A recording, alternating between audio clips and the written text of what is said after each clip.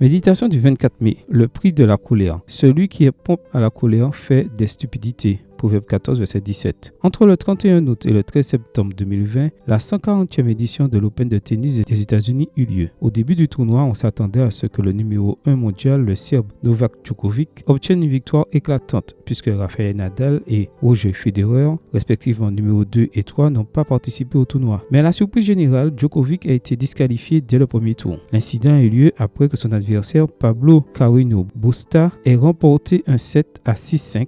Le numéro 1 mondial n'a pas contenu sa colère et a frappé une balle. Bien que Djokovic ne semble avoir visé nulle part, le ballon a touché le juge de ligne, apparemment près du visage, et la femme est tombée au sol. Djokovic s'est excusé, mais après une longue conversation avec les officiels du tournoi, il a finalement été disqualifié. Ne pas se contrôler dans un moment de colère lui a coûté le tournoi. L'histoire regorge d'exemples qui illustrent à quel point une mauvaise gestion de la colère peut être coûteuse. Un cas particulier est celui de Moïse. La Bible ne cache pas que l'homme le plus humble du monde, voire Nombre 12 verset 3, avait un sérieux problème de tempérament. Dans Exode 11 verset 8, nous lisons que Moïse quitta le pharaon dans une ardente colère. En colère contre l'idolâtrie du peuple, il brisa les tables de témoignage, voir Exode 32 verset 19. Dans Lévitique 10 verset 16, il est en colère contre Éléazar et Ithamar parce qu'ils n'ont pas mangé le bouc de l'expiation. Dans Exode 16 verset 20, il s'est mis en colère contre certaines personnes qui avaient gardé la manne pour le lendemain. Dans Nombre 16 verset 15, il s'est mis en colère contre son cousin Corée et dans Nombre 31 verset 14 contre les capitaines de l'armée. Finalement, dans un accès de colère, il frappa le rocher auquel il était seulement censé parler, voir Nombre 20 verset 11. En conséquence, il a perdu le droit d'entrer sur la terre promise. Bien que la colère fasse partie de nos émotions normales, si elle échappe à notre contrôle, elle peut causer de graves dommages à la personne qui est en colère et à son entourage. Pour cela, Paul nous conseille que toute amertume, animosité, colère, clameur, calomnie, ainsi que toute méchanceté soit ôtée du milieu de vous. Éphésiens 4 verset 31. Amen. Bonne journée à toi et que le Seigneur te bénisse.